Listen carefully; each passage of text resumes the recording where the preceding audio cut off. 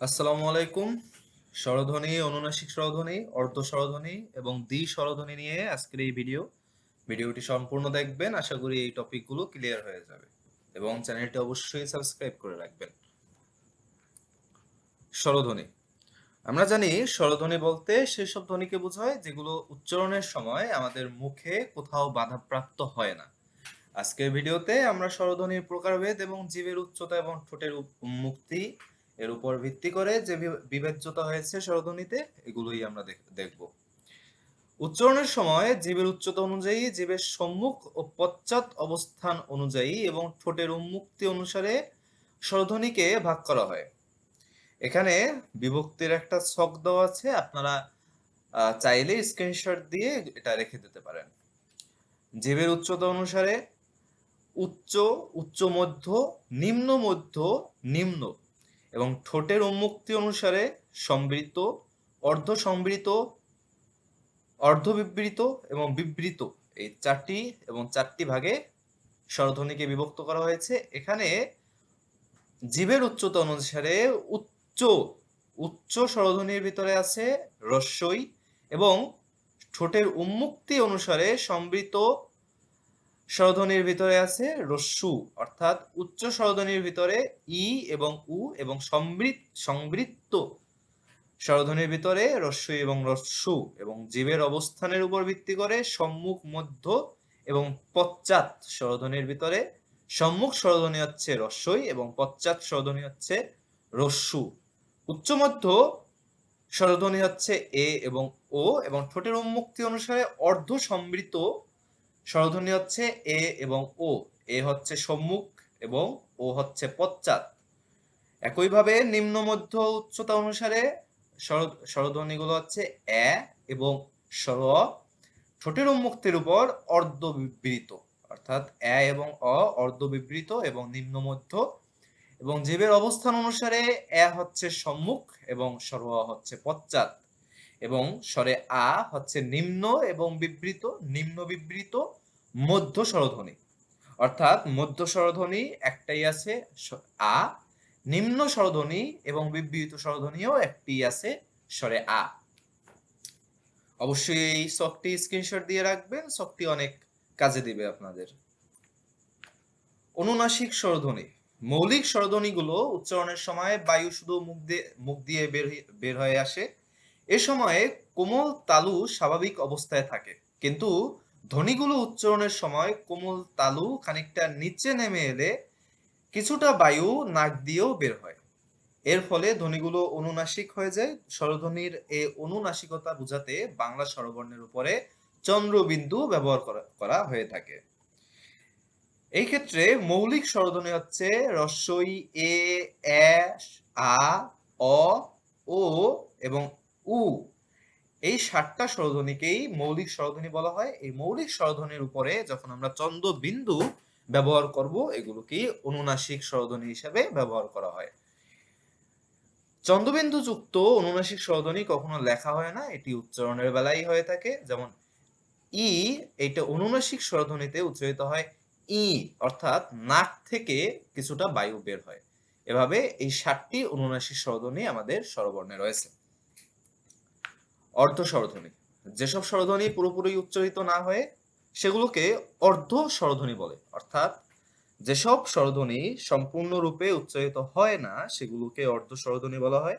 বাংলা ভাষায় অর্ধ স্বরধ্বনি মোট ৪টি।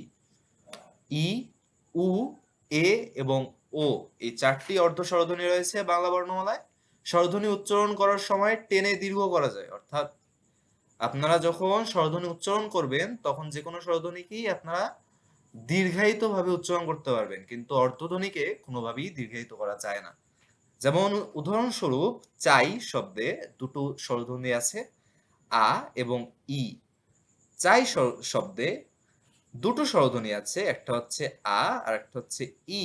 এখানে আ হলো একটি পূর্ণ স্বরধ্বনি, অর্থাৎ আপনারা চাইলে এই যে চাই শব্দটাতে আ ধ্বনিটা দীর্ঘায়িতভাবে উচ্চারণ করতে পারবেন। তবে রস্বই এখানে হচ্ছে অর্ধ স্বরধ্বনি, অর্থাৎ রস্বইকে চাইলেও আপনারা দীর্ঘায়িত করতে পারবেন না। যদি দীর্ঘায়িত করেন তাহলে শব্দের সঠিক উচ্চারণ বিঘ্নিত হবে।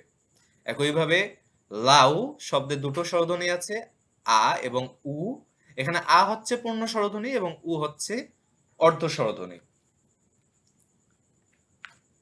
দ্বি স্বরধ্বনি। পূর্ণ স্বরধ্বনি ও অর্ধ স্বরধ্বনি একত্রে উচ্চারিত হলে দ্বি স্বরধ্বনি হয়। যেমন লাউ শব্দে আ হচ্ছে পূর্ণ স্বরধ্বনি এবং উ হচ্ছে অর্ধ স্বরধ্বনি। এই দুটো স্বরধ্বনি মিলে দ্বি স্বরধ্বনি আউ শব্দটি ধ্বনিটি তৈরি হয়েছে। এখানে কিছু কিছু উদাহরণ দেওয়া আছে। আই, এই, আ, আ, উই, অ, ও, ইউ, ও, ই। এখানে এই ধ্বনিগুলো দিয়ে কিছু শব্দ তৈরি করা হয়েছে। তাই, নাই এবং খায়, যায় এবং মৌ, বউ ইত্যাদি। বাংলা বর্ণমালায় দুটি দ্বি স্বরধ্বনির জন্য আলাদা বর্ণ নির্ধারিত আছে, অর্থাৎ ওই এবং ঔ এই দুটো স্বরধ্বনিকে যৌগিক স্বরধ্বনিও বলা হয়। সরি, স্বরবর্ণ বলা হয়, যৌগিক স্বরবর্ণ। ওই এর মধ্যে দুটো ধ্বনি আছে, একটি হচ্ছে পূর্ণ স্বরধ্বনি ও এবং একটি হচ্ছে অর্ধ স্বরধ্বনি ই। একইভাবে ও হচ্ছে পূর্ণ স্বরধ্বনি ও এবং একটি অর্ধ স্বরধ্বনি রস্যু। এখানে লেখা হয় নাই, আপনারা নোট করার সময় যদি নোট করেন অবশ্যই লিখে নেবেন। একটি অর্ধ স্বরধ্বনি রস্যু এর মাধ্যমে এই ঔ ধ্বনিটি লেখা হয়েছে। অর্থাৎ যতগুলো দ্বি স্বরধ্বনি রয়েছে এই দ্বি স্বরধ্বনিগুলোর ভিতরে একমাত্র ওই এবং ঔ এই দুটোর বর্ণরূপ আছে। এখানে কিছু অনুশীলনী দেওয়া আছে। 1 নম্বরে উচ্চারণের সময় জীবের কোন অবস্থানের কারণে স্বরধ্বনি ভাগ করা হয়।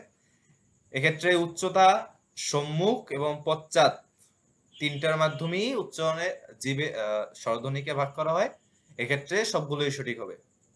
উকার উচ্চারণের সময় জীবের অবস্থান, এখানে সুগারটা প্রিন্টিং মিস্টেক, আপনারা ইগনোর করবেন।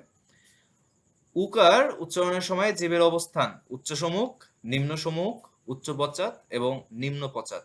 আপনারা পূর্বে দেওয়া লিস্ট অনুসারে যে ছকটা দেওয়া হয়েছে ছক অনুসারে আপনারা নিজেরাই উত্তর করবেন এটা। আ উচ্চারণের সময় ঠোঁটের উন্মুক্তি কেমন, এটিও ছকে দেওয়া আছে, আপনারা নিজেরা উত্তর করে নেবেন। এখানে আ উচ্চারণের সময় ঠোঁটের উন্মুক্তি কেমন হয়। জীবের সম্মুখ বা পশ্চাৎ অবস্থান অনুসারে স্বরধ্বনি কত প্রকার। জীবের সম্মুখ এবং পশ্চাৎ অনুসারে স্বরধ্বনি হচ্ছে মোট 3 প্রকার। বাংলা স্বরবর্ণের উপরে চন্দ্রবিন্দু ব্যবহার করা হয় কি বোঝাতে। এখানে চন্দ্রবিন্দু ব্যবহার করা হয় সাধারণত অনুনাসিকতা বোঝাতে, যেগুলো ধ্বনির উপরে চন্দ্রবিন্দু ইউজ করা হয় সেগুলোকেই আপনার অনুনাসিক ধ্বনি বলা হয়।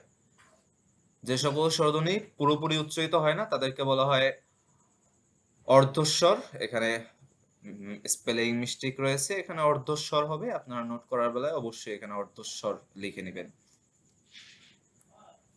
পূর্ণ স্বরধ্বনি অর্ধ স্বরধ্বনি একত্রে মিলে হয় দ্বি স্বরধ্বনি। লাউ শব্দের ভিতরে কোন কোন স্বরধ্বনি আছে। এখানে লয়ের সাথে আ আছে এবং রস্যিও আছে, তো এখানে উত্তর হবে ঘ, আ যোগ উ। আজকে এই পর্যন্তই। ভালো থাকবেন, সুস্থ থাকবেন। অবশ্যই পরবর্তী ভিডিওর নোটিফিকেশন পেতে বেল আইকন অন করে নেবেন। ধন্যবাদ।